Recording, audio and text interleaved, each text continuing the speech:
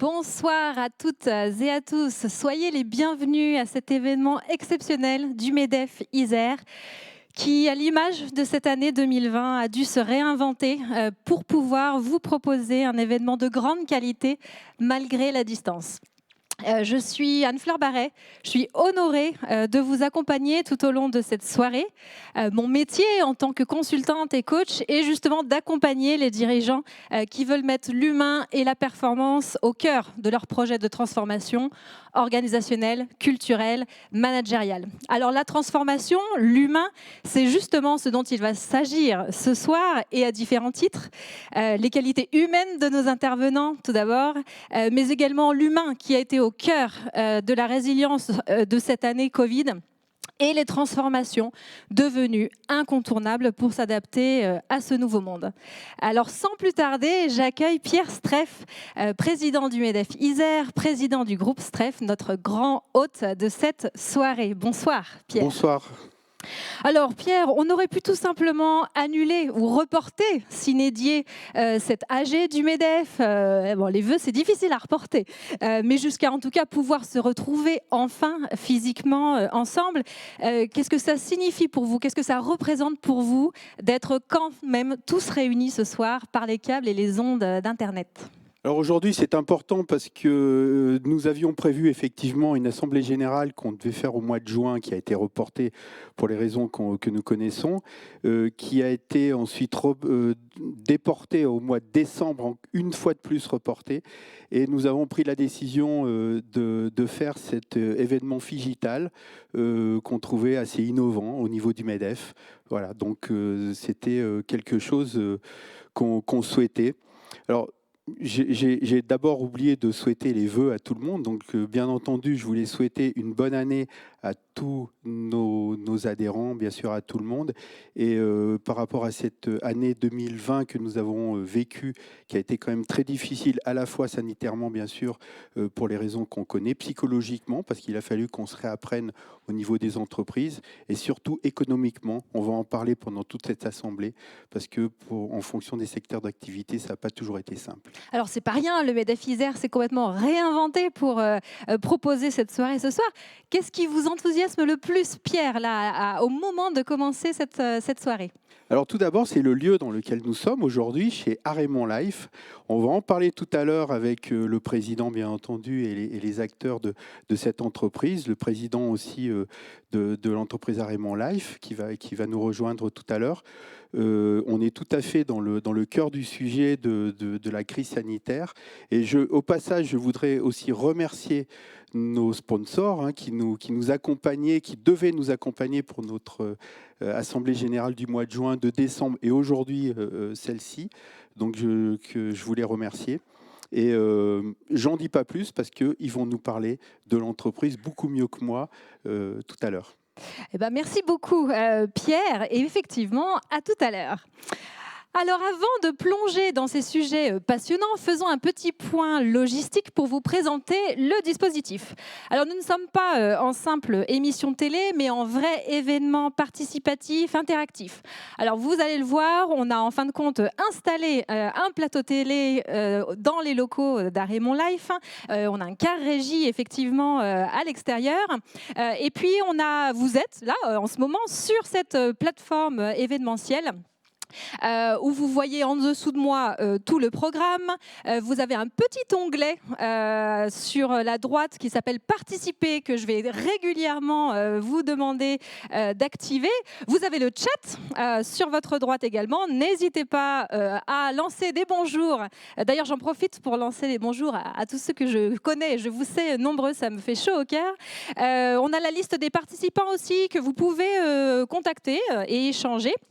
Je tiens à vous préciser que la plateforme ne fonctionne que sur les navigateurs Chrome ou Edge à jour. Donc si jamais vous n'avez pas ce navigateur, prenez le temps de télécharger les mises à jour puisque Firefox et Internet Explorer ne marcheront pas. Vous pourrez ainsi profiter pleinement de l'événement. Vous allez régulièrement être sollicité pour participer, pour donner votre avis, pour échanger même en sous-groupe. Donc je vous invite à préparer une feuille volante, papier et crayon et d'être très attentif pour aussi que vous puissiez tirer le meilleur de cette soirée. Année 2020, année 2021, Covid oblige, donc petit point Covid. Vous nous voyez sur le plateau sans masque, donc je vous précise que tout le monde autour de nous est masqué. Nous pouvons être sans masque car nous sommes à distance. Nous avons le gel, les micros et les tablettes sont désinfectés à chaque passage. Voilà, le point logistique ayant été fait, nous sommes prêts pour cette expédition. Et oui, ce soir, je vous emmène en expé, en tout cas dans les préparatifs de cette expé 2021. Qui s'annonce effectivement difficile, incertaine, inconnue. Alors, on vous a concocté de quoi remplir votre sac à dos, de réflexion, d'analyse, de prise de recul pour augmenter tout un chacun vos chances de succès. Notre camp de base, ce soir, c'est Arémon Life, filiale du groupe Arémon. Donc, entretenons-nous un instant avec nos hôtes. Alors, on ne présente plus Arémon dans la région, expert en fixation et solutions d'assemblage, créé en 1865, 1,2 milliard de chiffre d'affaires, aujourd'hui 7000 collaborateurs, rien que ça, dans 25 pays. J'ai le plaisir d'avoir à mes côtés Antoine Répond, président du groupe. Bonsoir Antoine. Et Nicolas Thivan, président de l'entité Arémon Life. Bonsoir. Bonsoir Nicolas. On va commencer avec vous, Antoine. Une question toute bête, mais pourquoi avoir accepté d'accueillir cette soirée du MEDEF ? Eh bien, je me suis dit que c'était peut-être intéressant pour les participants à cette soirée d'avoir une entreprise qui a 155 ans, bientôt 156 ans, et qui montre une capacité de transformation, de changement.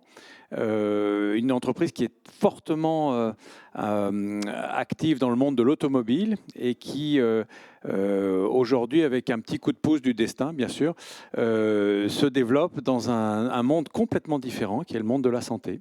Et on va le voir effectivement parce que nous sommes chez Arémon Life. Alors comme vous le disiez, tout le monde connaît les fixations pour les voitures. Mais Arémon, dans le domaine de la santé, de quoi s'agit-il ? Petit aperçu en images. Pour sortir d'une crise sanitaire, le vaccin est primordial, mais son contenant l'est tout autant. Ici, chez Arémon Life, on fabrique des bouchons de flacons de vaccin. L'entreprise Arémon, spécialisée dans le secteur automobile, s'est diversifiée en 2007 en créant une branche packaging de pharmacie. 13 ans plus tard, la crise sanitaire de la Covid-19 lui apporte un nouveau contrat, une commande de plusieurs millions de bouchons par le gouvernement canadien pour anticiper la fermeture des flacons de vaccin le moment venu. Chaque composant a son importance parce qu'il va être plus ou moins en contact direct avec le médicament. Donc les niveaux d'exigence sur tous ces systèmes de packaging sont primordiaux. Et le cheminement de fabrication est très minutieux. La pièce est contrôlée à 100% à chaque étape pour être sûre qu'elle n'a aucun défaut. Par rapport à une fermeture traditionnelle qui pourrait générer des particules d'aluminium dans son environnement proche, le bouchon en plastique Redilio a ses avantages sanitaires, mais aussi techniques et pratiques. Actuellement, sur les lignes de remplissage, les flacons sont remplis. On a un bol de distribution qui vient distribuer le stopper, puis ensuite la capsule en aluminium qui va être sertie sur le col du flacon. L'avantage de notre produit Redilio, c'est que directement après le remplissage, on va distribuer l'ensemble avec le stopper qui est déjà préassemblé dans la capsule en plastique et on vient fermer directement par une simple pression verticale. Autrement dit, l'entreprise iséroise livre aux clients directement une solution stérile et prête à l'emploi. Avec ce gros contrat signé avec le Canada, la crise sanitaire a accéléré de 18 mois le plan stratégique et le développement d'Arémon Life. Autre bonne nouvelle, les effectifs salariés de l'entreprise devraient eux aussi doubler en juin 2021 par rapport à 2020. Alors Nicolas Thivan, quand on regarde ce reportage, on a l'impression de voir une success story où toutes les étoiles sont alignées. Et ce système, il a l'air simple comme bonjour. Si ce n'est qu'en général, simple comme bonjour, il y a beaucoup de travail derrière. Alors parlez-nous un petit peu de ce chemin parcouru depuis 12 ans chez Arémon Life jusqu'à ce revirement. Alors effectivement, Arémon Life, comme vous le disiez, fait partie du groupe Arémon qui est plus connu par les Bouton, Raymond Bouton dans le textile et maintenant dans l'automobile, et pas du tout pour sa branche pharma. Donc la branche pharmaceutique, on la considère plus comme une start-up qui a été initiée il y a 12 ans, et on n'a pas toujours été un camp de base. On est content aujourd'hui d'être le camp de base, mais on s'est pendant longtemps plutôt considéré comme un bivouac, le camp de base étant le groupe Arémon, et qui nous permet de lancer des petites explorations. Alors en 12 ans, c'est pas facile, hein, dans tous les bivouacs, mais parfois on a trop chaud, on a trop froid, il y a des moustiques, donc il faut gérer ses hauts et ses bas, et puis un jour l'horizon s'ouvre et on découvre une belle montagne, un beau lac, et effectivement on en est à cette phase aujourd'hui, puisque avec notre bouchon Redilio, notre système de fermeture des flacons de vaccins, on a décroché en 2020 des contrats importants et qui nous permettent d'entrevoir une belle croissance. Alors, on l'a vu, oui, effectivement, dans les images. Quand vous dites une belle croissance, c'est même une croissance exponentielle. Quand on regarde le nombre de personnes que vous étiez il y a quelques temps et ce qu'il va falloir surmonter là, pour assouvir la demande. Parlez-nous de ce revirement de situation. Comment une petite entité de quelques dizaines de personnes décroche ce contrat avec le Canada et comment vous allez gérer cette potentielle croissance exponentielle? Alors, il y a une part de créativité. Je pense que c'est dans l'ADN du groupe Arémon de vouloir explorer des relais de croissance avec des créations de nouveaux produits, qui a toujours été dans l'ADN de l'entreprise. Il y a une part de chance également, comme le disait Antoine, hein, d'être au bon moment, au bon endroit avec le bon produit. Et c'est le cas de notre produit Redilio, qu'on développe depuis 12 ans maintenant et qui a fait ses preuves sur les marchés et qui arrive au bon moment sur le marché des vaccins.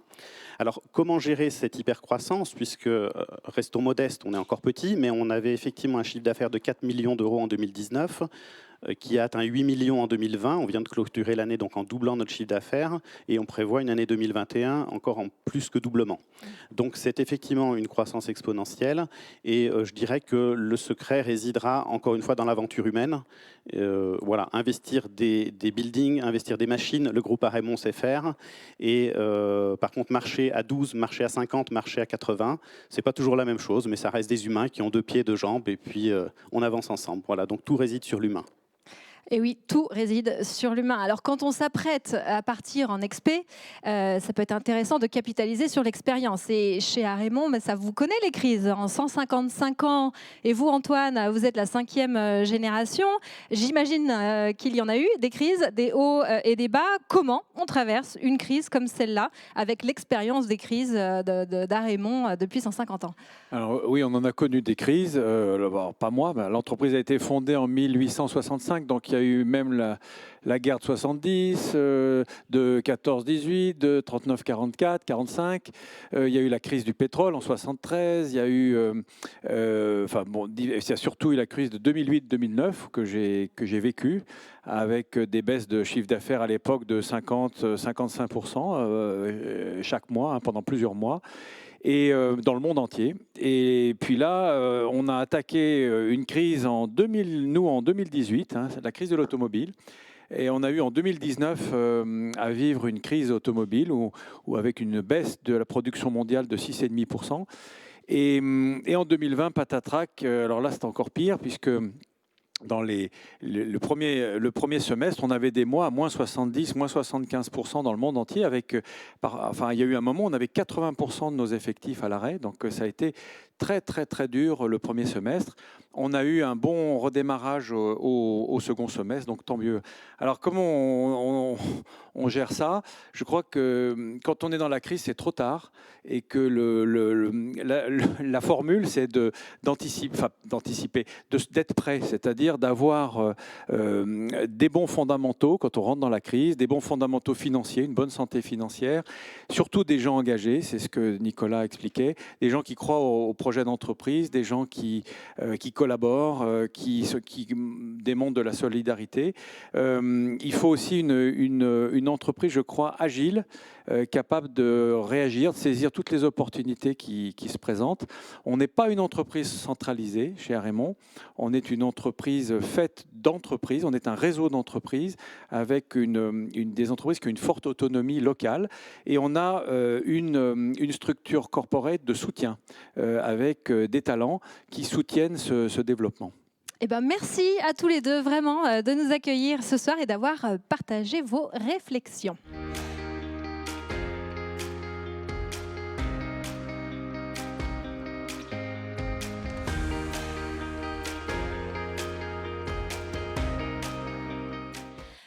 Alors, nous sommes là ce soir à ce moment charnière du bilan de l'année écoulée et de vœux pour l'année à venir. On va s'arrêter quand même un instant pour regarder 2020 dans le rétro avec nos intervenants.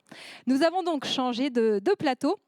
Et si je me replonge en janvier 2020, tout allait bien, dans le meilleur des mondes, ou presque. Vous vous rappelez, Pierre, on était à l'événement MEDEF Crédit Agricole et le chef économiste du MEDEF nous disait on s'attend à une croissance molle. On avait la problématique de la non-consommation des ménages, alors que les entreprises avaient créé un vrai pouvoir d'achat en 2019. On se demandait est-ce que les ménages sont en attente ou est-ce qu'on est face à des nouveaux modes de communication, de consommation, du slow, de l'éthique, des services. On parlait déjà de démondialisation et évidemment, on parlait de transition numérique, de RSE.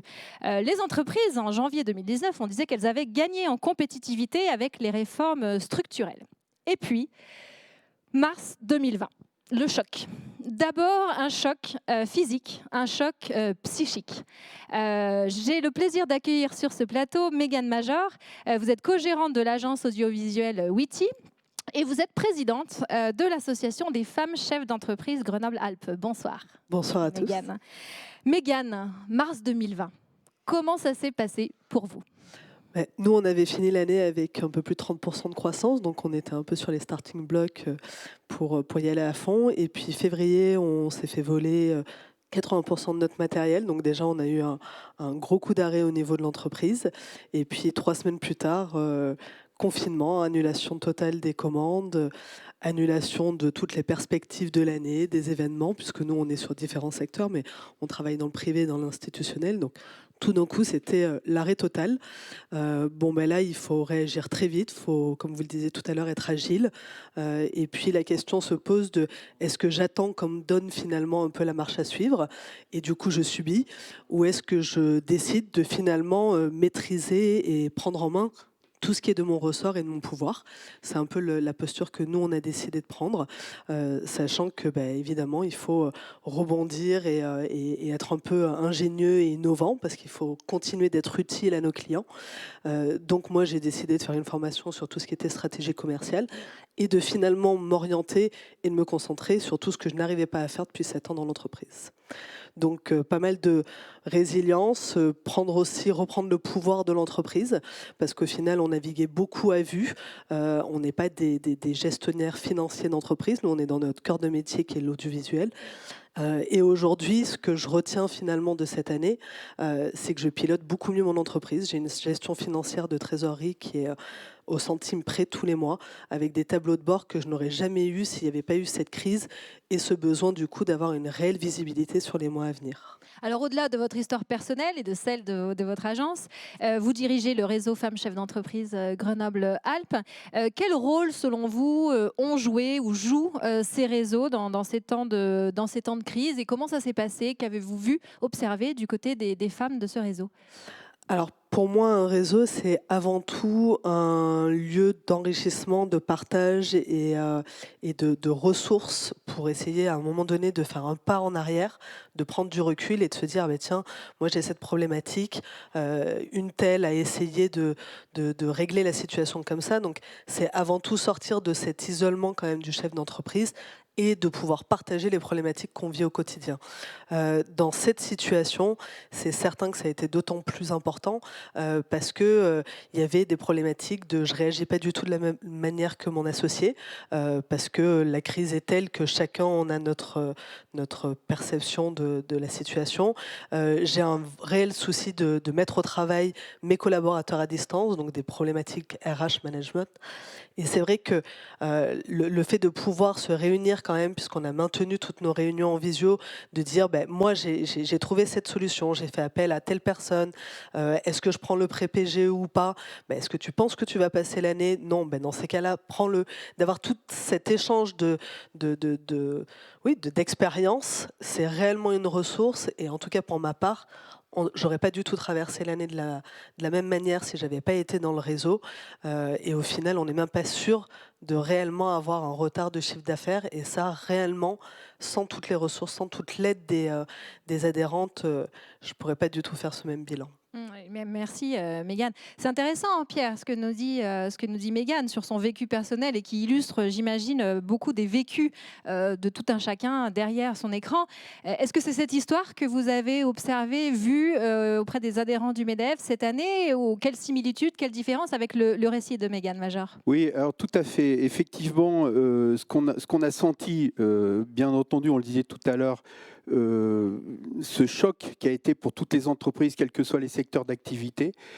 Et ce que j'ai senti au niveau du MEDEF, de mon MEDEF territorial et aussi au niveau du MEDEF national, puisque nous avons organisé, notre MEDEF a organisé la REF, la Renaissance des entreprises de France à Paris.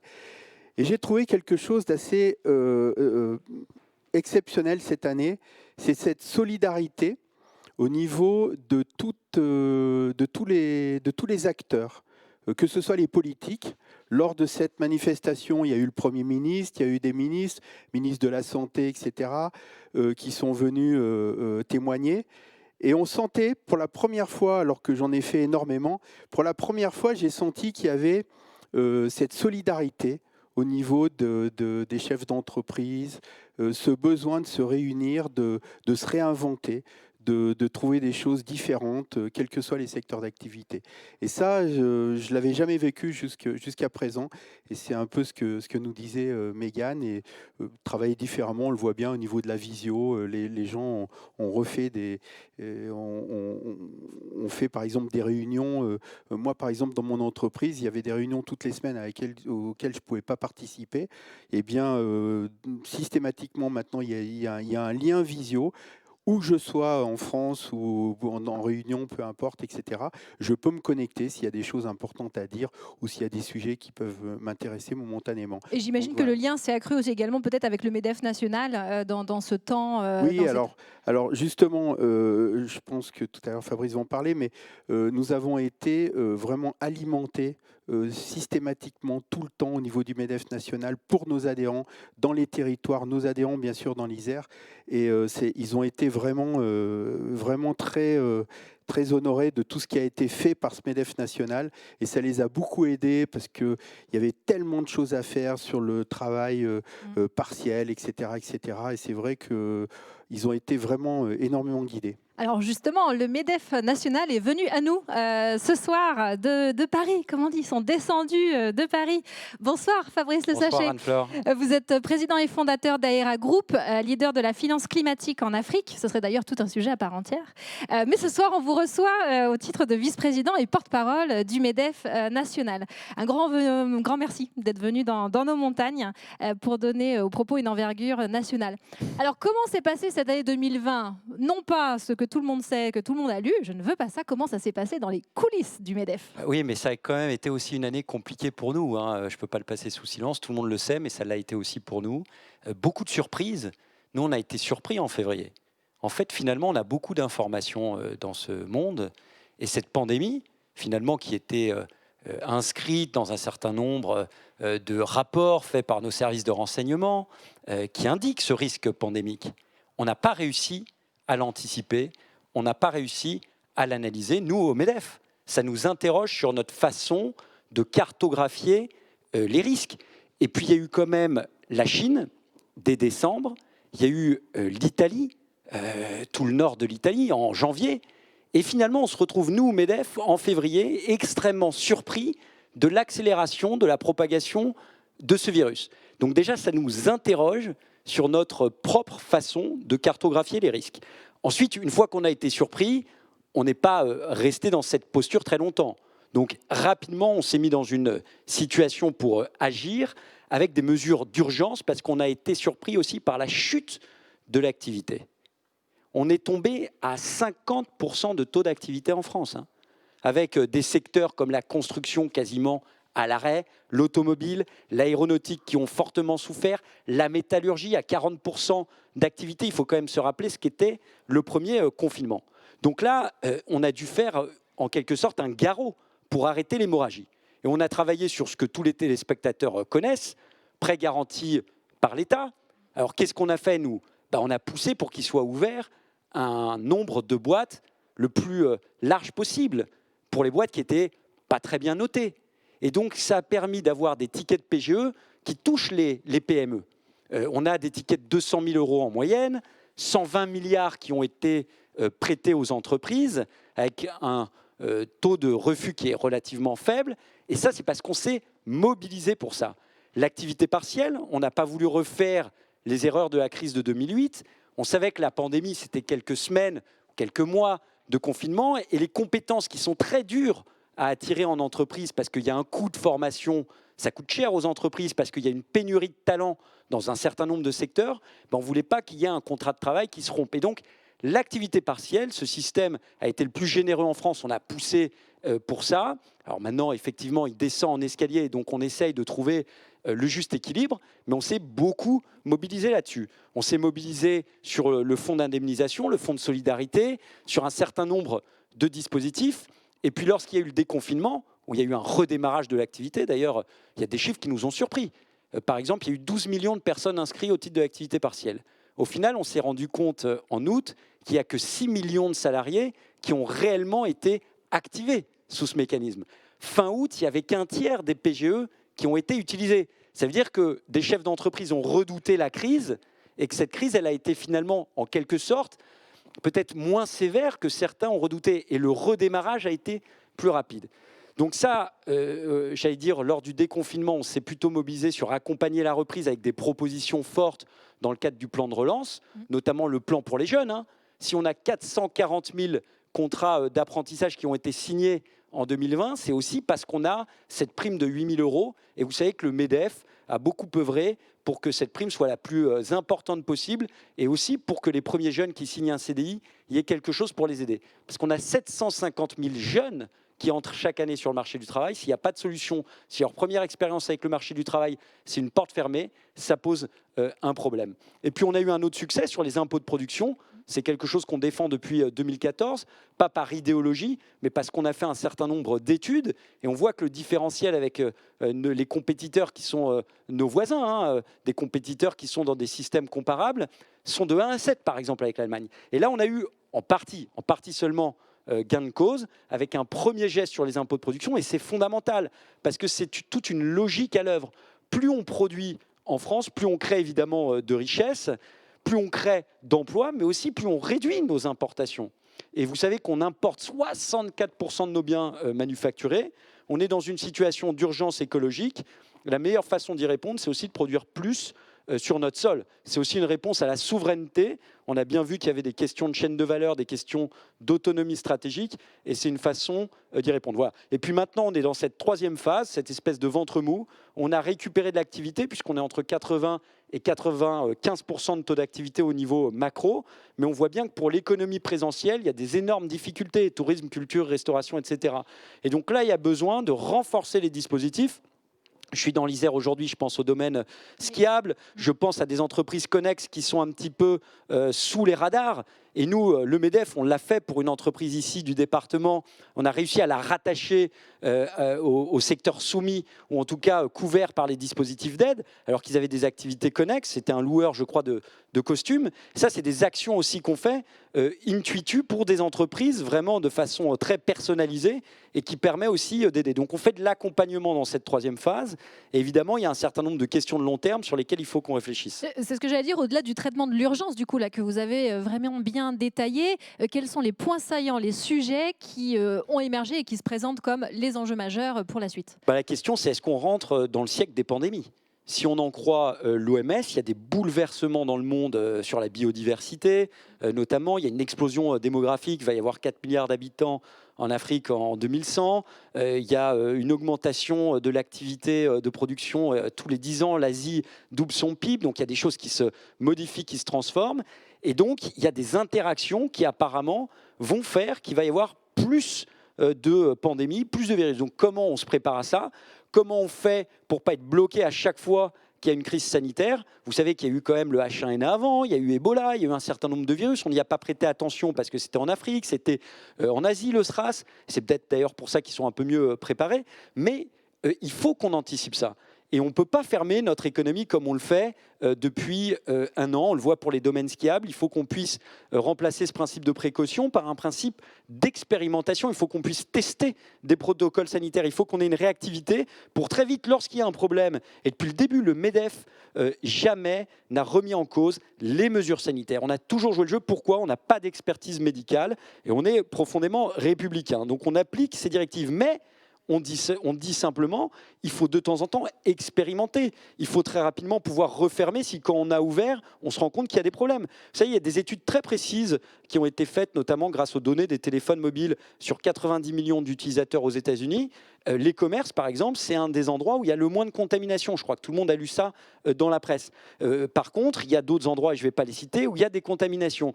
Et donc, il faut peut-être avoir une vision beaucoup plus fine. Et ça pose un deuxième sujet, c'est le central par rapport à l'initiative privée et au local. Il faut donner évidemment plus de pouvoir aux maires pour gérer notamment l'attribution des aides. Il faut être plus fin dans l'aide aux entreprises. Là, on a fait un hélicoptère sur le fonds d'indemnisation. Alors, il y a des boîtes pour qui c'est peut-être un peu beaucoup. Si vous êtes une crêperie et que vous êtes une seule personne, 10 000 euros, ça peut même être plus que ce que vous auriez gagné si vous avez l'activité partielle qui vous aide, si vous avez d'autres béquilles. Si vous êtes une grande brasserie avec plus de 50 salariés sur le vieux port de Marseille, c'est pas assez. Donc, il faut regarder vraiment par rapport à ce que chaque entreprise perd et notre État n'a pas cette capacité-là. Et on l'a vu aussi, parce que c'est une guerre logistique, ce virus. On a vu aussi que l'État central, les ARS avaient des difficultés. Loin de moi l'idée d'accabler l'État, parce qu'on a eu des gens, il faut le dire, je sais que ça ne sera pas populaire auprès de certains, mais on a eu des gens dans l'appareil d'État extraordinaires, mobilisés 24 heures sur 24. Il y a eu des choses qu'on a su faire, on a débloqué en Europe, les gens ne s'en rendent pas compte parce qu'il y a une pluie de milliards, 700 milliards d'euros. Et ça s'est fait aussi parce que dans les coulisses, vous me demandiez les coulisses, parce que Geoffroy Roux de Bézieux, avec son homologue italien, avec son homologue allemand, se sont mobilisés, ont fait pression sur la chancelière Merkel. Et vous savez que l'Allemagne a changé sa position là-dessus. On a ouvert les vannes de la création monétaire, ce qui pose d'autres problèmes. Où est-ce que cet argent se retrouve? Pourquoi on ne voit pas d'inflation? Alors peut-être que c'est parce qu'on voit les marchés financiers qui montent, peut-être que ça dans les marchés financiers. Il y a eu 200 milliards de surépargne l'année dernière. Il faut réinvestir cette surépargne dans l'économie. Et donc ça, c'est un enjeu, mais ça ne se décrète pas parce que l'économie, c'est de la confiance. Donc enjeu pour avoir siècle confiance des sur les pandémies, perspectives. siècle des pandémies, question. Enjeu central, décentralisation. Dernier enjeu. Voilà. Souveraineté et urgence climatique. Souveraineté sanitaire, 80% des principes actifs sont produits à l'étranger. Inde, Chine, il faut avoir une filière de santé. Il faut avoir une souveraineté en matière numérique. C'est pour ça que le MEDEF a soutenu la taxe GAFA. C'est rare qu'on soutienne des taxes au MEDEF, mais là, il y a des situations monopolistiques qu'on n'a jamais connues dans l'histoire du capitalisme et qui posent des problèmes de barrières de marché, d'accès. On est libre-échangiste. On est pour la concurrence, et on est pour la concurrence loyale, avec des règles claires. Et il y a des dysfonctionnements dans le monde. L'Europe doit arrêter d'être naïf, et donc il faut aussi une taxe carbone aux frontières UE pour pas qu'on impose d'à côté. Si on veut faire face à cette urgence climatique, il faut qu'on ait un signal prix du carbone, mais si on est les seuls à l'avoir et que les importations ne sont pas soumises à ça, on va vers une désindustrialisation, et c'est déjà le cas dans notre pays. Donc il faut absolument avoir cette vision globale, mondiale des choses. Bien, merci beaucoup à tous les trois, Mégane Major, Pierre Streff, Fabrice Le Sachet. Merci pour ce 2020 dans le rétro. On vous retrouve bien évidemment tout à l'heure. C'était intéressant d'avoir ces trois angles différents et très complémentaires. Merci.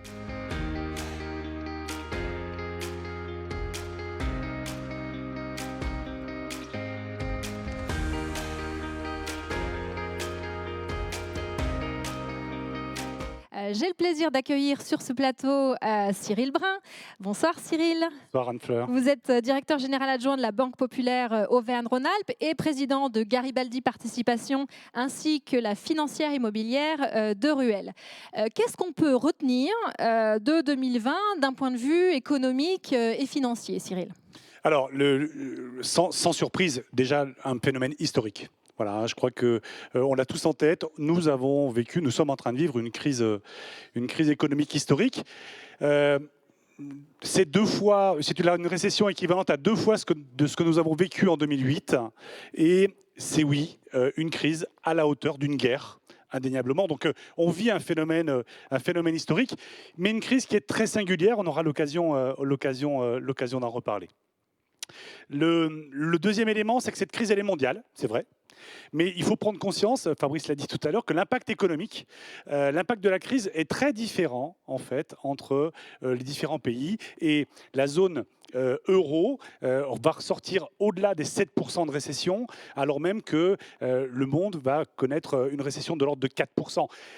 Et il faut être très clair, on peut mettre cela en phase avec la stratégie qui a été mise en œuvre en face de la pandémie. Ce n'est pas mon rôle et je ne partirai pas dans le jugement sur quelle était la bonne méthode ou autre, mais en tout cas, certains principes de précaution ont indéniablement eu un impact plus ou moins fort sur le phénomène de récession. Donc cette crise, elle est mondiale, mais nous ne sommes pas égaux et vous l'avez vu, la Chine notamment, elle ne connaîtra pas la récession en 2020, c'est clair maintenant. Alors, vous disiez singulière, c'est intéressant, je pense, d'étayer le propos. Vous, en tant que banquier, en quoi vous la qualifiez de singulière? Alors, je ne suis pas je sais pas si je suis un vieux banquier ou pas. Voilà.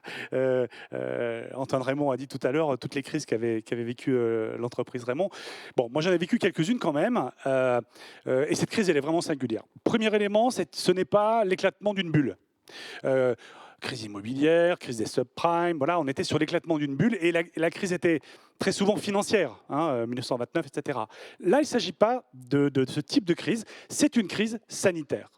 Et c'est vraiment nouveau. Voilà. Donc ça va avoir des spécificités sur le redémarrage. On le verra tout à l'heure. Deuxième élément, c'est une crise qui a été extrêmement soudaine.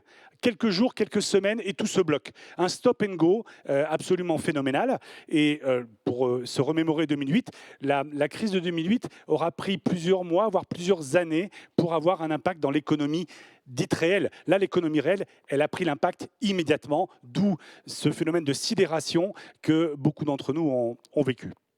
Et puis l'autre élément très singulier, et notamment grâce au MEDEF, c'est le soutien en liquidité. Voilà. Le soutien en liquidité était absolument massif. En 2008, par exemple, il n'y avait pas de gasoil dans le réservoir de liquidités. Là, les liquidités sont hyper abondantes. Elles ont été distribuées massivement, je pense plutôt intelligemment et surtout de façon très rapide. Donc, ces liquidités ont évité l'impact de trésorerie. Essayons d'imaginer si toutes les mesures qui ont été citées préalablement, si elles n'avaient pas existé, dans quelle situation l'économie aurait été. Ça aurait été majeur. Alors du coup, quelle perspective d'un point de vue économique, d'un point de vue financier pour 2021? Alors déjà, le premier élément, c'est l'humilité. Voilà, c'est-à-dire que sur les prévisions, je pense qu'il faut être très très humble.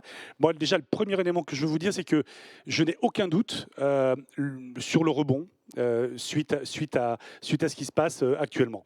Rebond qui devrait, en France, être de l'ordre de 5 à 7%, mais ne retenons pas 2021 uniquement, c'est-à-dire que le rebond, il va avoir lieu de façon saccadée sur 2021-2022. On devrait retrouver un niveau économique équivalent en 2019, fin 2022. Mais en tout cas, le rebond, pour moi, en tout cas, il va vraiment avoir lieu. Et ce rebond, il va être très intense. Rappelons-nous que la croissance moyenne, c'est ce que vous voyez en pointillé en orange, la croissance moyenne en France sur les 30 dernières années, c'est 1,6%. Donc une croissance de 5%, c'est 3 fois la croissance moyenne. Donc ce phénomène d'accélération va être absolument majeur. Et puis ce rebond, il est crédible. Il est crédible parce que, là aussi, convenons-en, on est passé, il y a quelques mois, à un espoir de vaccin, là, à une mise en œuvre de vaccins d'une manière ou d'une autre dans un délai à déterminer. C'est déjà un élément qui est plutôt constructif sur la confiance. Il y a systématiquement des rebonds techniques après des chocs de cette ampleur. Et on l'a bien vu à travers les sorties de confinement, il y a vraiment eu des belles accélérations. Il y a de l'épargne. Il y a de l'épargne dans les ménages européens, ménages français, 130 milliards d'euros dans les livrets d'épargne des Français en plus. Il y a une vraie volonté, il y a un vouloir consommer qui n'est pas cassé. Et ça, je pense que c'est absolument majeur. On le voit bien, dès qu'il y a eu des déconfinements, eh bien oui, les Français ont continué à acheter des logements, à acheter des voitures, à consommer, à se faire plaisir. Le ticket moyen chez les commerçants a augmenté. On l'a vu sur les transactions carte bleue. Donc, voilà, ils veulent se faire plaisir. Cette volonté de se lâcher, je pense que c'est un vrai sponsor de ce rebond qu'on va vivre. Alors on est là ce soir, hein, Cyril, pour préparer l'Expé 2021. Allez, 2 conseils du banquier. Qu'est-ce qu'il faut qu'on mette dans notre sac à dos? Qu'est-ce qu'il faut qu'on fasse pour se préparer à cette expédition? Bon, alors déjà, là aussi, humilité. Hein, voilà, parce que je pense que en la matière, c'est vraiment les chefs d'entreprise, et ça, je veux y rendre hommage, qui créent la valeur sur les territoires. Hein, donc voilà. Alors après, moi, ce que je peux vous dire à travers tous les clients qu'on a pu rencontrer en Auvergne-Rhône-Alpes, c'est qu'il y a quand même quelques éléments clés. Le premier élément, il faut cultiver sa corde de vie. Sa corde de vie, c'est le lien avec ses clients. À ce titre-là, le digital, la bonne connaissance en data de ses clients, de les coucouner, de faire une communauté de clients, même à distance, ça c'est vraiment un point fondamental. Donc je pense que c'est le premier élément, cultiver ce lien avec les clients. Deuxième élément, il faut se préparer à une neige changeante. Voilà, donc ça veut dire que il va falloir être capable de skier dans la poudreuse en ayant mal aux cuisses, et puis tout d'un coup d'être sur une piste verglacée, et ça s'accélère. Et voilà, et c'est le fameux rebond. Voilà. Et pour ça, il faut anticiper. Antoine Raymond l'a dit. Il faut anticiper à travers son équipe, une équipe soudée, qui comprenne le contexte et qui comprenne qu'on va être sur des accélérations et des freins durant toute cette année 2021. Des outils qui soient capables d'accélérer, parce que 3 fois plus vite, c'est très différent. Et puis, un point fondamental, l'approche trésorerie. Voilà. Là, le pilotage, c'est la trésorerie, c'est au mois le mois, c'est les tableaux de bord plutôt mensuels, voilà, et être bien accompagné sur ces sujets, notamment par le banquier. Le banquier doit être aux côtés du dirigeant, à vos côtés, pour comprendre votre business model, comprendre votre trésorerie, et pas disséquer le bilan de 2018 pour savoir si on vous accompagne ou pas. Ça, c'est le banquier des années 80, c'est pas le banquier de 2021. Voilà. Eh ben, merci beaucoup à Cyril Brun pour ce point économique. Merci beaucoup.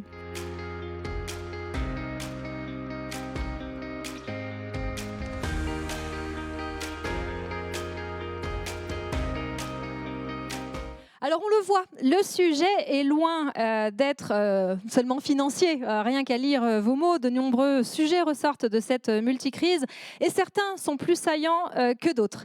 La nouvelle génération du MEDEF va nous expliquer comment il voit ça. J'ai le plaisir d'accueillir sur ce plateau 2 personnes clés de cette nouvelle génération du MEDEF qu'on appelle COMEX 40. Ils vont nous expliquer ce que c'est. C'est un nouvel organe du MEDEF. Bonjour Paola Fabiani et bonjour Bertrand Lourdez. Paola Fabiani, vous êtes présidente et fondatrice de Wisecom, une société de centre d'appel en plein cœur de Paris et non sur les plateformes offshore. Et vous êtes présidente du COMEX 40 du MEDEF national. Bertrand Lourdez, vous êtes DRH et vice-président du COMEX 40. Bonsoir Paola. Bonsoir Anne-Fleur. Alors expliquez-nous, COMEX 40, qu'est-ce que c'est? Qu'est-ce que ça veut dire? Alors le COMEX 40 a été créé à l'initiative de Geoffroy Roux de Bézieux et Patrick Martin, mis en œuvre par Fabrice Le Sachet. C'est une organisation non paritaire qui incarne les moins de 40 du MEDEF. Ce qui fait tout son intérêt et sa force, sa légitimité, c'est sa représentativité. 45 membres, 23 femmes, 22 hommes, donc plus que la parité. Mais c'est aussi plus de 70% des secteurs d'activité représentés, 80% des territoires, et puis une photographie réelle de notre environnement économique, à savoir plus ou moins un tiers de sociétés de grands comptes, un tiers de PME, de TI, et puis un tiers de start-up ou de sociétés innovantes. Pour faire quoi? Parce que cette représentativité sert à quoi? Elle sert à faire 3 missions. La première, c'est créer des synergies intra-MEDEF, extra-MEDEF, avec des politiques, des grands patrons, des ONG à l'international. On a fait un voyage en Corée il y a plus d'1 an. Ça sert aussi à se saisir ou à réfléchir sur des questions d'actualité et donner l'avis en fait des dirigeants de moins de 40 sur ce point. Et puis ça sert et surtout à réfléchir aux grands enjeux sociaux et sociétaux qui vont impacter nos entreprises demain. Et donc venir challenger le MEDEF sur ces enjeux et le Covid, on est plein dedans. Alors justement, quels sujets ont émergé pour vous, COMEX 40, sur lesquels vous travaillez? Alors, les différents sujets, bon, déjà, le premier point, c'est le constat. Le constat, c'est le Covid, comme l'a dit Fabrice, c'était une surprise pour tout le monde. Mais le Covid, ça a été aussi, pour moi, un accélérateur plus qu'un révélateur. Il y avait pas mal de choses qui étaient déjà dans les bacs. Les points négatifs, malheureusement, la situation économique très néfaste, négative, l'année très difficile qu'on a tous connue, et puis un certain nombre de secteurs d'activité qui sont encore très touchés par ça, ainsi qu'une grande détresse sociale. Mais par ailleurs, ça fait aussi émerger un certain nombre de bonnes choses, de choses très positives. D'abord, ça a été un peu un crash test en fait, des valeurs et de la culture des entreprises. C'est-à-dire qu'on les a mis à l'épreuve. Ça a été aussi le fabuleux rebond collectif qu'on a été capable de faire et la fantastique capacité d'adaptation qu'a su démontrer les dirigeants, les salariés, tout le monde finalement dans un contexte complètement inconnu. Et puis, je dirais que c'est le formidable rôle citoyen, social et sociétal, on va en parler justement, de l'entreprise qui, quelque part, a vraiment été dévoilé quelque part aux yeux de tous. C'était déjà présent, mais là, ça a été fortement et renforcé et surtout connu et reconnu. Et ça, je pense que c'est quelque chose de majeur. Alors, je sais que vous travaillez sur 4 thématiques particulières. Citons-les, on ne va pas rentrer dans les détails, mais citons-les pour donner un aperçu. Tout à fait. Alors, en fait, au préalable, ce qu'il faut savoir, c'est que dans l'idée, le COMEX 40, c'est les moins de 40. Donc, il semblerait, et comme l'a dit aussi Fabrice, que des crises, il risque d'y en avoir beaucoup. Et il semblerait malheureusement, qu'elles soient sociales, sanitaires, écologiques, économiques, migratoires, on risque d'être touchés. Donc, on s'est dit que tout naturellement, déjà, c'était notre mission, mais on avait un vrai enjeu à réfléchir sur 4 problématiques qui vont nous toucher aujourd'hui et demain. Donc, les 4 sont lesquelles? Donc, la première, c'est l'anticipation du risque, justement, parce que finalement, on part du principe de ce qui s'imagine s'améliore et ça nous permettrait d'être plus réactifs. Donc, ça, c'est le premier groupe de travail. Avec, on s'est rapproché du MEDEF de Sèvres qui a fait quelque chose de très intéressant, qui est la cartographie des risques, une cartographie disponible sur un site internet pour toutes les entreprises et qui permet déjà de se poser les bonnes questions. Le deuxième groupe, c'est l'alter-croissance. Alors, vous allez me dire, l'alter-croissance, qu'est-ce que ça veut dire? L'alter-croissance, c'est finalement le rôle social et sociétal de l'entreprise est très présent. On n'est plus uniquement un acteur qu'économique et financier. Comment mesurer ce partage de valeurs concret? Comment mesurer cette performance qu'on appellera extra-financière? Et puis, ça a 2 enjeux, ce point-là. C'est un enjeu émergent économique très très important. Pourquoi? Parce qu'on se rend bien compte que les grands donneurs d'ordre, et ça c'est en même temps un message, mettent de plus en plus, notamment dans leurs appels d'offres, cet aspect autre en fait finalement, et ce qu'on appellerait donc la performance extra-financière, c'est-à-dire le rôle de l'entreprise. Et puis c'est un enjeu bien sûr citoyen dans l'évolution du monde. Donc on réfléchit à comment finalement, de façon très pragmatique, mesurer ce qu'apporte l'entreprise en dehors de sa performance financière. Et puis les 2 autres sujets, la transition professionnelle, mais Bertrand nous expliquera plus en détail ce groupe de travail, avec juste rapidement, finalement on est en pleine transition professionnelle, les métiers avant Covid, certains métiers allaient disparaître et d'autres se réinventer avec l'avènement de l'intelligence artificielle, mais avec le Covid on a encore plus dedans. Et comment mieux se préparer à ça? Bertrand nous expliquera ça après.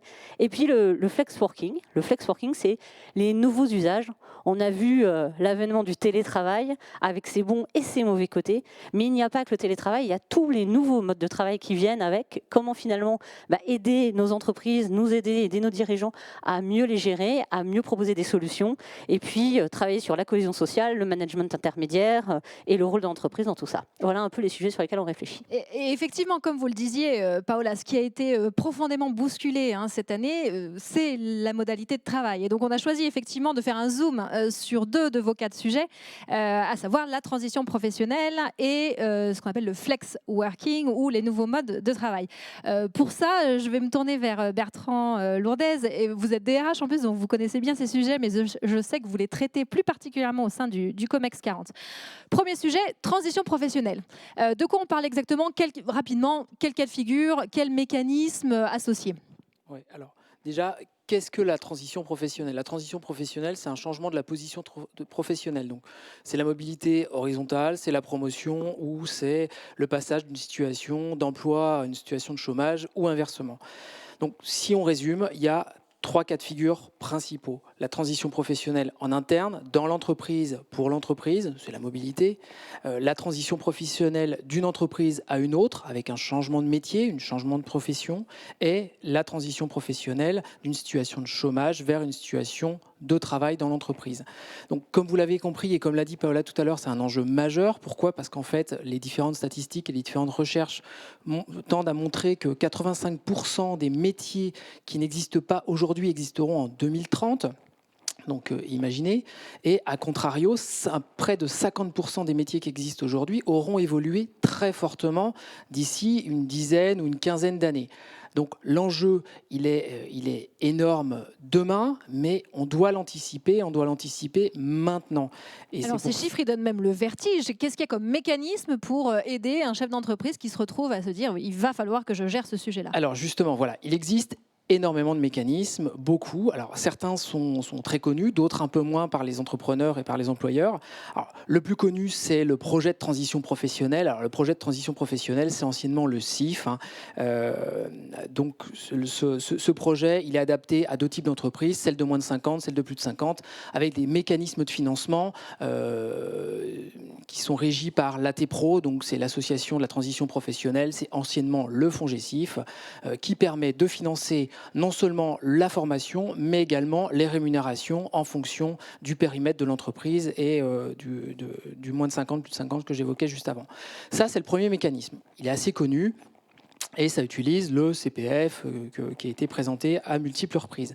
Mais il y a d'autres mécanismes qui existent. Donc il y a par exemple le MVS. Alors beaucoup d'abréviations, ça veut dire quoi? Mobilité volontaire sécurisée. Cela, c'est plutôt adapté aux entreprises de plus de 300 salariés pour de la mobilité et un retour dans une autre entreprise et un retour à son emploi au terme de la formation possible et sécurisée. Au-delà de ça, il y a des mécanismes qui sont un peu moins bien connus ou pas utilisés de cette manière-là, mais qui fonctionnent, c'est le prêt de main-d'œuvre ou la mise à disposition.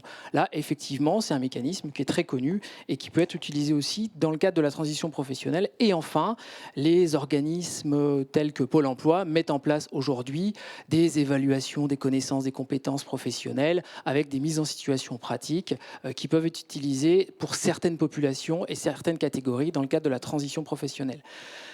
Et effectivement, et je sais que le territoire grenoblois essaye de travailler justement sur ces questions de mobilité volontaire, de prêt de main-d'œuvre, parce qu'il y a tout à y gagner effectivement de pouvoir jouer sur les compétences. Alors peut-être qu'on passe au nouveau mode de travail, deuxième sujet, le flex working. De quoi on parle exactement? Parce que notre point de référence, c'est 100% télétravail avec les enfants à la maison. Donc de quoi on parle et sur quoi travaillez-vous? Alors effectivement, là, vous venez de citer l'image d'Épinal de 2020. Les nouveaux modes de travail, ils ont émergé à la faveur des nouvelles technologies, de l'arrivée sur le marché du travail des millennials et bien évidemment des récents événements qu'on a pu connaître en 2020.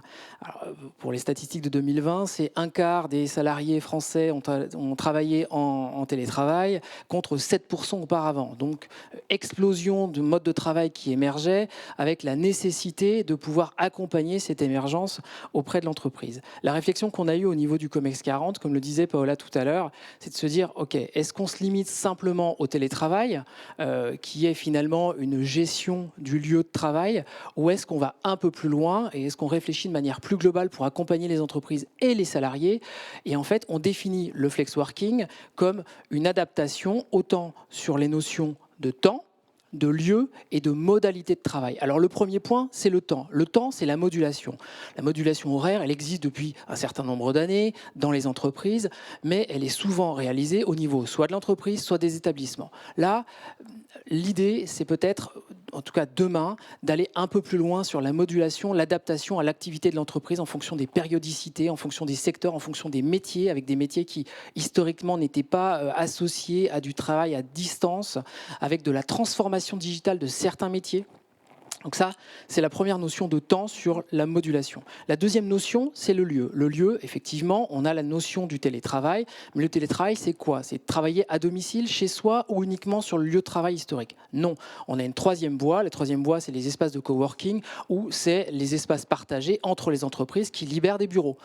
Enfin, le troisième point majeur, c'est les modalités de travail. Alors là, dans les modalités de travail, on a les modalités de travail qui sont organisationnelles, juridiques, conventionnelles. Mais on a surtout les modalités de travail qui sont liées au management, et notamment le management intermédiaire, comme le disait encore une fois Paola tout à l'heure, avec un enjeu, aujourd'hui c'est une pierre angulaire, pour être impliqué, il faut qu'il soit impliqué, et donc c'est important de pouvoir les accompagner et qu'ils puissent eux-mêmes redescendre auprès de leurs collaborateurs toute la nécessité et l'appréhension d'un télétravail ou de nouveaux modes de travail qui soient efficients, efficaces et performants pour l'entreprise et pour eux-mêmes avec un meilleur équilibre de vie. Ouais, c'est vraiment passionnant et ça va être des sujets clés. Je sais que là, les chefs d'entreprise se disent hâte qu'on revienne au monde d'avant, ou certains disent non, on va vraiment effectivement changer. Très rapidement, à quoi ça ressemble dans 5 ans? Alors, à quoi ça ressemble dans 5 ans? D'après le COMEX 40. Ça ressemble justement à ce que je viens d'évoquer sur ces 3 notions qui sont adaptées à chaque organisation et à chaque entreprise. C'est un petit peu du travail à façon. Donc je vais parler un petit peu aux artisans sous cette forme-là, avec des organisations qui sont du travail qui sont flexibles, avec des indicateurs de performance qui ne sont pas uniquement financiers, mais qui sont aussi sur la satisfaction du client, la satisfaction du salarié, la productivité, ou encore des mesures d'externalité positives qui peuvent exister avec des gains qui peuvent être faits au niveau et des salariés et des différentes entreprises. Alors ce soir, on lance le COMEX 40 Isère, qui est parmi les premiers COMEX 40 déportés, en tout cas en région. Quel intérêt pour vous, cette création du COMEX 40 Isère? Alors je vais faire simple. L'intérêt du COMEX 40 Isère, c'est décliner au niveau territorial avec les enjeux des entreprises territoriales, un certain nombre de réflexions et d'actions concrètes pour pouvoir les accompagner justement dans ces nouveaux paradigmes, si on peut les appeler ainsi, que nous allons connaître. Voilà. Eh ben, merci beaucoup et longue vie, bien évidemment, au COMEX 40. Merci à tous les deux de stimuler notre réflexion sur ces sujets clés d'avenir. Merci.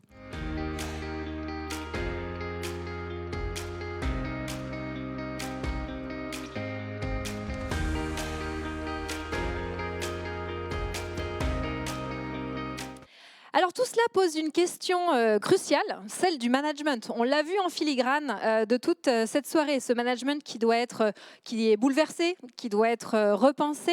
On a des jeunes pousses qui s'y essaient et d'autres qui le pratiquent depuis des années.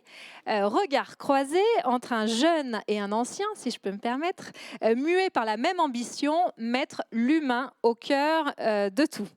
Alors, j'ai le plaisir d'accueillir Romain de Tellier. Bonsoir, Romain. Bonsoir, Anne-Fleur. Vous êtes président de Arc Industrie, que vous avez racheté en 2016. Arc Industrie, 25 salariés, 3,6 millions de chiffre d'affaires. Et pour le reste, en vidéo.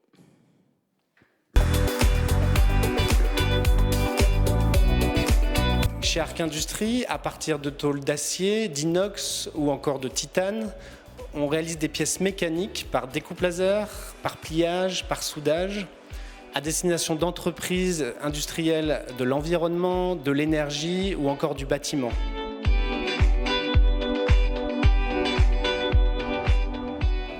C'est de développer l'entreprise autour de la vision qu'on a construite ensemble, créer l'industrie du futur qui met l'homme au cœur de son organisation.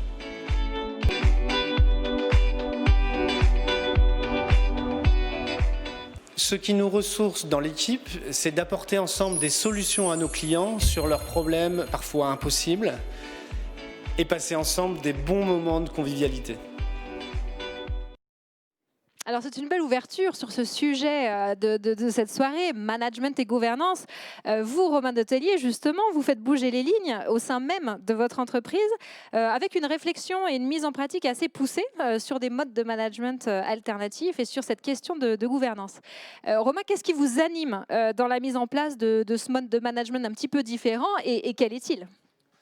Alors, quand je suis arrivé chez Arc Industrie, je me suis dit comment est-ce que je vais manager comme j'aurais voulu être managé quand j'étais salarié. Donc, inspiré des entreprises libérées, des entreprises altruistes, de l'holacratie, d'entreprises comme Arémon, j'ai proposé à l'équipe une expérience de management. Donc, on devient un laboratoire de richesse humaine pour construire notre modèle autour de ces notions-là, de l'autonomie, du droit à l'erreur, de la relation d'adulte à adulte. Et donc ça nous a permis de construire cette vision qui a évolué vers une nouvelle phrase choisie par les salariés, qui est de faire de l'aventure humaine l'âme de l'industrie du futur.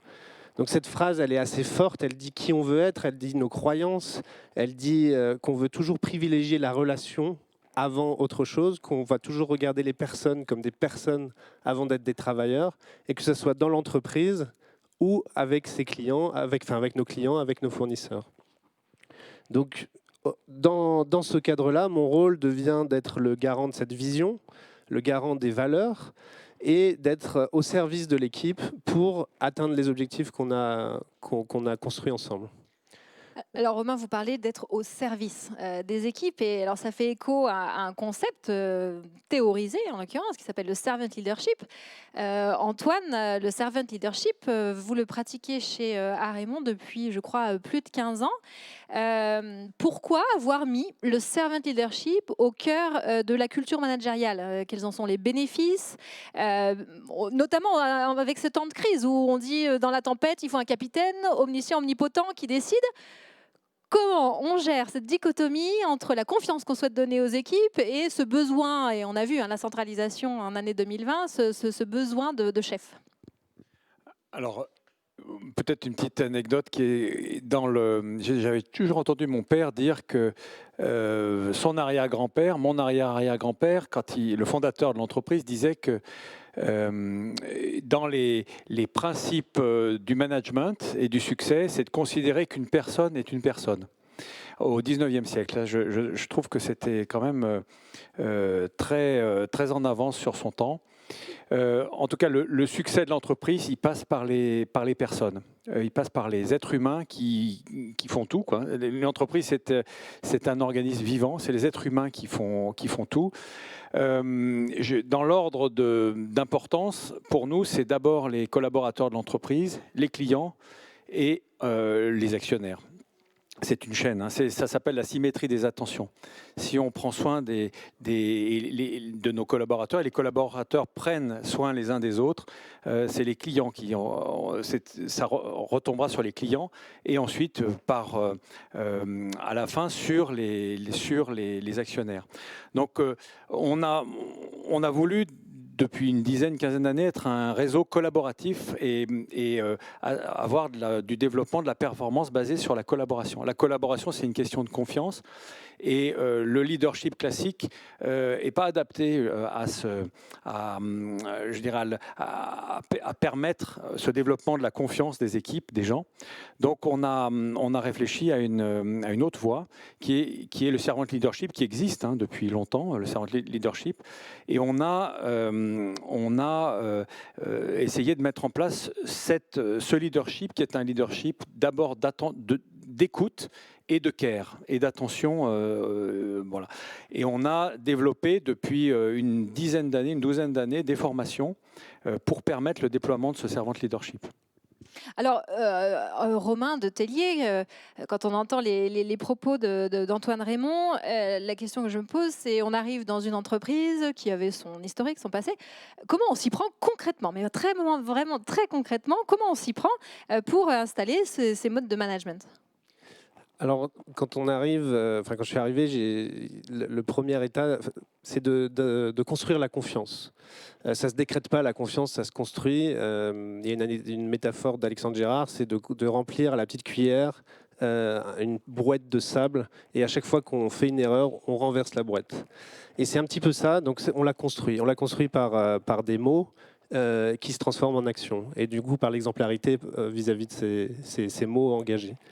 Donc, dans ce que j'ai proposé, on m'avait toujours dit le manager il est là pour faire grandir. Inspiré de tout ça, je me suis rendu compte que je suis surtout là pour grandir avec les équipes. Donc, c'est aussi une des hypothèses de départ. Quand on veut que les gens deviennent autonomes, prennent des décisions, ça veut aussi dire qu'il faut d'abord accepter qu'ils se trompent, mais il faut aussi soi-même arrêter d'en prendre. Donc le premier travail, c'est chaque jour, quelle décision je ne vais pas prendre aujourd'hui. Donc c'est cette construction de la confiance, ce droit à l'erreur, cette relation d'adulte à adulte, qu'on arrête de considérer l'autre comme un inférieur et le considérer justement dans une relation équilibrée face à des situations.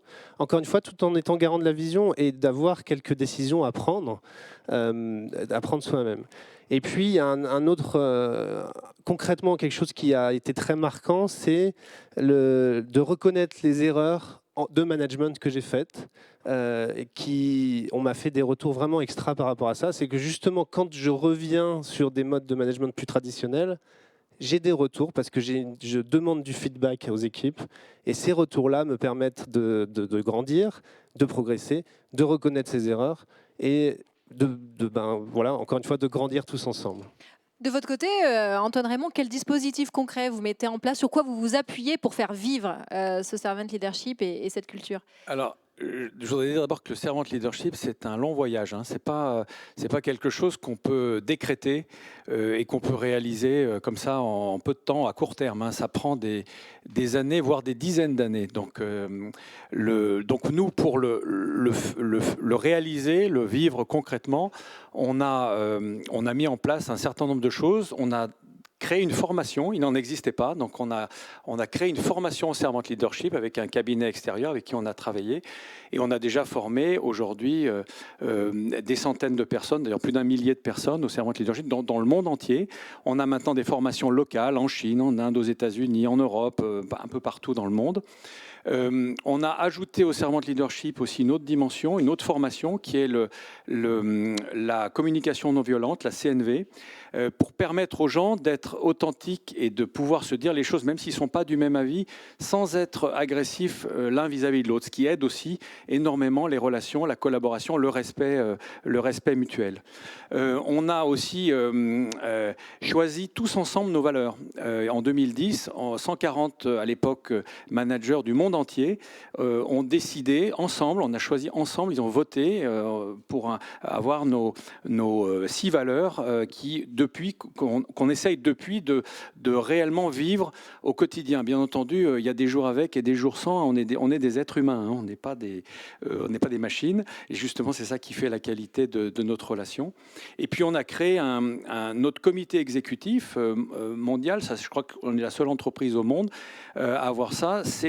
On a dit, pour prendre les décisions, on va réunir tous les patrons de nos entreprises, puisqu'on est un réseau d'entreprises avant tout, et tous les responsables corporate des grandes du support de ce réseau. Donc on a un comité exécutif qui réunit 43 personnes et qui prend les décisions à 43 et ça marche.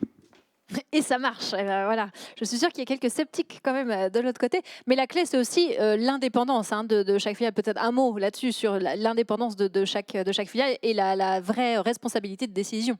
Ça, c'est une vieille histoire de l'entreprise. Mon père disait et ça d'ailleurs c'est ça qui a fait le succès de l'entreprise, c'est de laisser dans les pays des managers du pays développer leur entreprise en leur foutant la paix. Bon, depuis on a évolué. Il y a eu une époque où on était les entités étaient indépendantes, mais ça peut pas marcher dans un monde globalisé. Donc on a changé. On essaye d'avoir des entreprises autonomes avec une forte autonomie, interdépendantes, parce qu'on a besoin de synergie. Donc oui, chaque entreprise de Arémon est une vraie entreprise, avec une vraie équipe, avec des vrais moyens locaux, de financiers, juridiques, comptables, bien sûr opérations, production, commerciale, etc. Chaque entreprise est une vraie entreprise avec un vrai chef d'entreprise. Voilà. Et ce qu'on essaye, c'est de faire en sorte que toutes ces entreprises travaillent la main dans la main avec de la solidarité et de la collaboration. Ça aussi, c'est un long chemin, mais on progresse. On progresse, c'est toujours ce chemin de la progression. Romain Detellier, vous ne vous contentez pas d'expérimenter tout ça dans votre entreprise, puisque vous êtes également vice-président du COMEX 40. Et ce soir, on lance à travers cet événement ce COMEX 40 Isère. À quoi ça va servir, ce COMEX 40 Isère ? Alors, le COMEX 40, déjà, moi j'ai eu la chance, via Ludimec, qui est la représentante de la métallurgie en Isère, d'accéder au COMEX 40 national et de découvrir tout ce qu'il apporte. Je trouve ça incroyable que le MEDEF décide de donner la parole à la génération d'après et de faire confiance. Ça montre une certaine preuve d'humilité.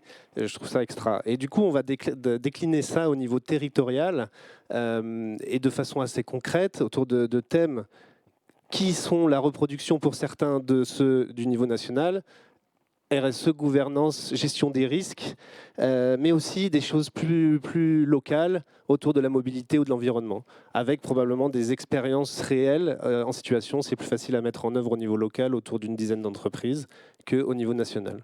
Et ensuite, on pourra faire des retours d'expérience et partager avec le MEDEF national, et puis peut-être élargir encore plus. Si certaines personnes qui nous écoutent se disent « mais tiens, super Comex 40 Isère, comment je peux en faire partie ou en tout cas me renseigner ?» Comment ils s'y prennent? Très bonne question. Alors on va caster un petit peu quand même, parce qu'on va chercher quand même des gens qui ont une profondeur autour du sujet de la gouvernance et de l'impact de l'entreprise. Et il y a un critère autour de 40 ans quand même. Donc l'idée c'est d'avoir une moyenne d'âge à 40 ans, mais qu'il n'y ait pas un écart type trop large. Donc ça soit entre 35 et 43, voilà, on tolère un petit peu plus. Mais voilà, une certaine profondeur, une envie d'avoir un impact en fait et de partager, parce que l'idée c'est d'avoir quelque chose de très collaboratif aussi. Alors cette soirée est tournée vers l'action, donc concrètement, on prend contact avec qui, quoi? Avec l'équipe d'action du MEDEF, Violaine et Bernadette, qui sont qui sont incroyables dans le travail qu'elles font tant au MEDEF Isère qu'au Comex 40 Isère. Super, le Comex 40 Isère est lancé et l'appel à volontaires est engagé. On va finir cette séquence management et gouvernance. Je ne peux pas m'empêcher. Antoine, je vous connais depuis un petit moment et vous êtes toujours plein de conseils avisés. J'ai envie d'en faire quand même bénéficier tous nos auditeurs pour des dirigeants qui ont vraiment la vraie intention d'y aller, qui ont même commencé à mettre en place des choses, mais qui voient bien que ça bloque, que c'est pas évident tous les jours, etc. Les derniers conseils pour ce soir, en tout cas, envers ces dirigeants qui veulent aller un cran plus loin. Alors, petite anecdote, un jour j'ai un client qui m'a dit « mais c'est formidable parce que vous faites le servant leadership » et il a réuni ses équipes et il a dit « vous avez 1 an pour le réaliser les gars ». Donc ça, et là, c'est pas possible. C'est un travail de longue haleine. Donc il faut beaucoup de patience et c'est sur le long terme. Hein. Donc c'est un vrai voyage. Je pense que bien sûr que ça se fait pas tout seul. Donc j'ai parlé des formations, j'ai parlé de... Il faut des équipes en charge de ça. Donc chez nous, c'est les ressources humaines qui développent et qui le déploient à travers le réseau à Raymond. Et c'est repris par les équipes aussi locales. Donc il faut une équipe projet. Il faut mettre en place, leur faire confiance. Je constate souvent que c'est les collaborateurs qui ont plus que les managers qui adhèrent tout de suite. Bon, il y a de bonnes raisons pour ça, bien sûr. Les managers ont souvent peur de perdre des prérogatives. Et puis, il y a aussi des mauvaises interprétations. Le servant leadership, c'est pas gentil. C'est pas un management gentil. Il y a un livre qui dit « Cessez d'être gentil, soyez vrai ». C'est un management vrai, c'est-à-dire c'est quelqu'un qui sécurise. C'est pas quelqu'un de méchant du tout. C'est quelqu'un qui est vrai, qui est authentique, qui sécurise, qui cadre, qui apporte de la sécurité, qui délègue, qui fait confiance aux gens. Voilà. Donc, c'est pour changer cet état d'esprit, ça prend du temps. Donc, il faut se baser sur des équipes, sur des formations. Il y a des actions à mener. Et c'est du long terme. Merci, vraiment merci à tous les deux pour ces paroles inspirantes. Je pense que vous détenez des clés de ce 21e siècle qu'on appelle VUCA. VUCA, le mot était sorti bien avant le Covid, mais quand on pense aux initiales vulnérables, incertains, complexes, ambigus, je pense qu'effectivement le mot est approprié et sur lequel on pourrait échanger pendant longtemps encore. Merci à tous les deux.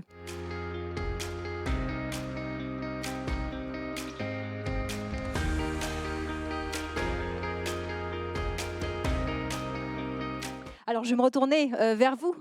Fabrice, ça a été très riche là, ces 2 heures. J'aimerais un peu vous entendre, quelles sont vos réactions face à ces 2 heures. Si on a une petite minute, juste réagir quand même à ce qui a été dit et puis répondre à votre question perspective 2021. Pour le MEDEF, la perspective, elle est avant tout sanitaire. Hein. Il n'y aura pas d'amélioration économique s'il n'y a pas d'amélioration d'un point de vue sanitaire.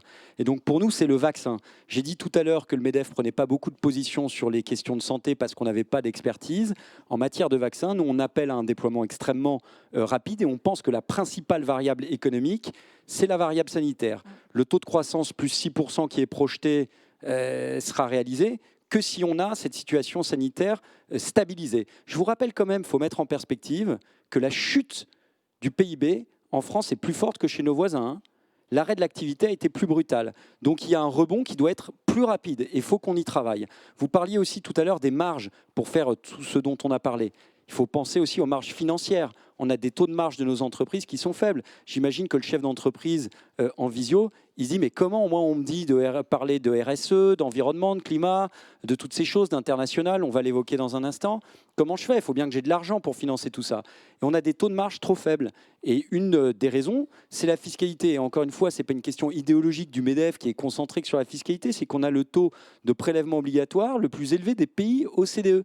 Et donc ça a un impact pour investir en matière de développement durable, pour investir sur les ressources humaines, pour investir sur toutes ces questions qui sont fondamentales et qui vont faire en sorte que nos entreprises peuvent être positionnées sur les segments qui créent de la valeur. Parce que la transition écologique, c'est un segment économique qui crée de la valeur sur des produits et des services à forte valeur ajoutée, mais il faut avoir de l'argent pour faire de la R&D.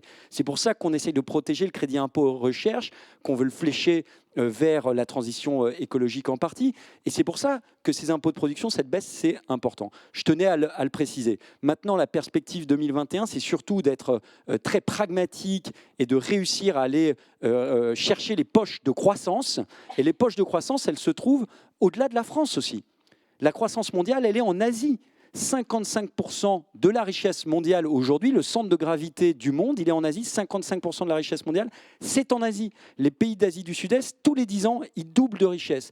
On est aujourd'hui dans une entreprise qui est très fortement internationalisée. À Raymond, ils ont des sites dans le monde entier. Et donc, c'est un appel à l'export. Vous savez, 6 millions de salariés en France dépendent de l'export. Et l'export, ce n'est pas simplement l'Asie ou l'Amérique latine, c'est aussi l'Europe.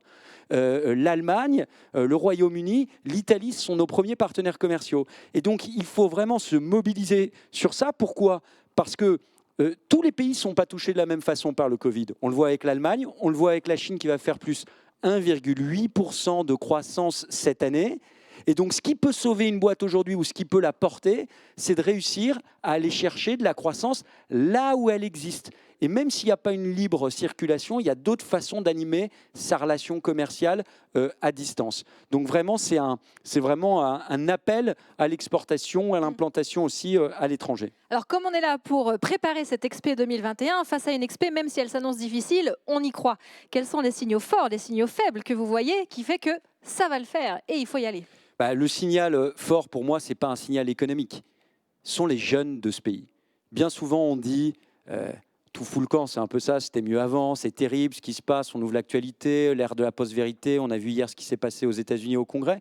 Oui, il y a des enjeux pour nos démocraties qui sont tiraillés par cette fameuse ère de la post-vérité, par cette immédiateté, comment on pense le temps long, etc. Mais on a des jeunes extraordinaires dans ce pays. Je vous prends un exemple concret. À Toulouse, école de médecine, lorsqu'on a fait appel aux jeunes étudiants, 1200 étudiants, pas un ne s'est défilé. Il y a eu 1200 jeunes qui se sont engagés pour aller soutenir les professionnels de santé dans les hôpitaux. Ils n'ont pas hésité un seul instant. Ils n'ont pas pu prendre tous les étudiants. Ceux qui n'ont pas été pris, ils ont poussé pour pouvoir faire quelque chose, pour être utile. Ce qui est vrai à Toulouse l'a été dans un certain nombre de facultés de médecine. Ce qui est vrai de la médecine est vrai d'un certain nombre d'autres secteurs. Et aujourd'hui, les jeunes qui se mobilisent sur le climat, il faut les écouter, il faut les entendre, parce qu'on n'est pas du tout dans les clous de l'accord de Paris. Aujourd'hui, on va vers un monde, il faut s'en rendre compte, on aura plus 3 degrés en 2100. Chaque année, on émet 7% d'émissions en plus au lieu de réduire de 2%. Et donc, ces jeunes qui disent de temps en temps, peut-être de façon maladroite pour certains, plus pragmatique pour d'autres, qu'il faut agir urgemment, ils ont raison. Mais il y a l'écologie un peu de l'incantation et celle de l'action. Et les entreprises, elles ont des solutions. Parce qu'il y a des chercheurs, il y a 22 000 chercheurs dans les entreprises, elles ont les capitaux, elles ont les moyens humains, parce qu'elles ont les leviers opérationnels. Lorsque CMA-CGM dit qu'il réduit la vitesse de ses bateaux, il a un levier opérationnel. On parlait de Vicat, des cimentiers, le béton bas carbone, on parlait de ces solutions, ce sont les entreprises qui vont le faire. Notre industrie, elle a baissé les émissions de 15% entre 90 et aujourd'hui. Et donc ça, c'est un motif d'espoir. Et je pense qu'il faut se reposer sur cet espoir et il faut avoir un contre-narratif. Nous, les chefs d'entreprise, il ne faut pas avoir peur d'avoir ce contre-narratif face à des idéologies décroissantes. Et je le dis ici particulièrement à Grenoble. Non, la destruction de richesses, ça ne fera pas le bonheur de nos populations. On a un État-providence qui est fort, qui est puissant, qui a aidé pendant la crise. Il faut le financer, cet État-providence. Il faut le réformer, il faut aussi le financer.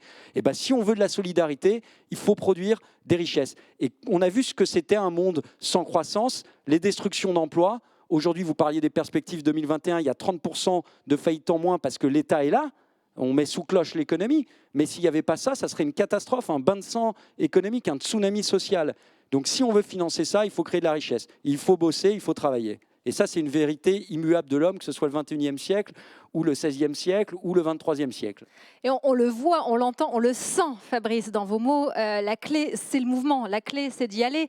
La clé, c'est cette réinvention. Je me tourne vers vous, Pierre. Cette réinvention, ce mot est sur toutes les lèvres. Mais si je suis de l'autre côté de mon poste, je me dis oui, ils sont bien gentils, mais c'est pas si facile.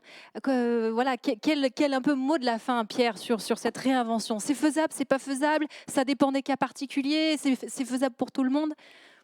Oui. Aujourd'hui, il faut savoir se réinventer. Il faut savoir se réinventer et je suis ravi et je remercie bien entendu Paola qui est venue de Paris et Bertrand et Romain pour la création aujourd'hui, parce qu'on a créé et on a lancé aujourd'hui ce COMEX 40, puisqu'on a besoin aujourd'hui des jeunes, parce que pour réinventer les entreprises, dans toutes les entreprises, dans la mienne, chez Antoine, Raymond, etc., on a des jeunes qui viennent avec des idées nouvelles et tout, et c'est eux aussi qui nous aident à nous réinventer. Donc je voudrais les remercier d'avoir accepté qu'on crée ce COMEX 40 en Isère, qui va, nous, les plus anciennes entreprises, nous aider peut-être à progresser aussi dans nos entreprises. Voilà. Je voulais remercier aussi, bien sûr, nos partenaires, parce que c'est important qu'ils soient là. Ils ont accepté de nous suivre comme ils nous suivent toutes les années. Je remercie bien entendu aussi Antoine qui nous accueille dans cette belle entreprise avec Nicolas aussi, bien sûr. Les intervenants, Cyril Brun qui avait fait une très belle intervention au même titre que Mégane. Et bien entendu Fabrice, merci d'être venu de Paris pour nous donner ce focus national que tu as pu nous donner. Et les équipes, bien entendu, Anne Fleur, et puis tous les gens qui sont là en coulisses et qui ont préparé tout ça, qui étaient tous très actifs pendant ces 2 heures. J'ai trouvé ça formidable en tous les cas. Et juste pour le petit mot de la fin, j'ai senti dans toutes les interventions cet esprit de travailler avec le cœur. Et on voit dans l'entreprise Raymond que c'est une entreprise qui est immense, qui est mondiale, avec énormément de salariés, mais on a l'impression d'être dans une famille. On a l'impression que c'est une entreprise familiale où tout le monde se connaît, voilà, et je trouve ça formidable. Et c'est surtout là-dessus qu'il faut axer, je pense, nos entreprises et les chefs d'entreprise. Je les incite à venir nous rejoindre pour certains, surtout pas que les chefs d'entreprise, mais dans tous les secteurs du MEDEF que nous avons, le club RH, le club numérique, etc. Maintenant, le COMEX 40, venez nous rejoindre, venez partager les uns avec les autres, et c'est là où on apprend tous. Voilà, où j'ai appris quand j'étais plus jeune, quand je suis allé dans tous ces réseaux-là et tout, et aujourd'hui, ça m'a permis de grandir au niveau de mon entreprise. Et aujourd'hui, vous transmettez. Merci pour ce message qui revient aussi aux fondamentaux, à l'essentiel, notre âme d'être humain. Merci pour tout ça. Alors cet événement sera rediffusé sur Télé Grenoble le samedi 16 janvier à 21h et le 17 janvier à 9h30 et il sera disponible évidemment en replay. Il est bientôt l'heure de se quitter et je vous avais promis un événement interactif. Je ne vais pas vous lâcher comme ça. Je vais vous demander de nous écrire quelles sont les 3 actions que vous décidez de mettre en œuvre. Allez, 1 à 3 actions que vous décidez de mettre en œuvre à l'issue de cet événement. Les événements sont là en général, on y assiste et puis on a plein de bonnes idées, plein de bonnes résolutions, c'est l'époque. Et puis rien ne se passe parfois. Quand on les écrit, parfois on donne plus de chance à ce que ça se passe. Voilà, je vous invite à écrire sur l'onglet Participer 1, 2, 3 actions que vous décidez de mettre en œuvre à la suite de cette soirée. Et je vais voir ce qui se passe.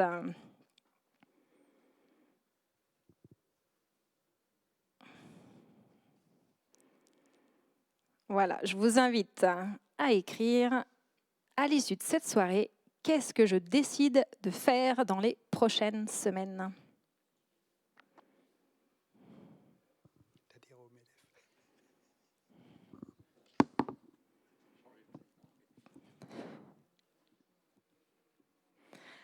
Allez, Fabrice, à l'issue de cette soirée, qu'est-ce que revenir vous à décidez de Grenoble faire?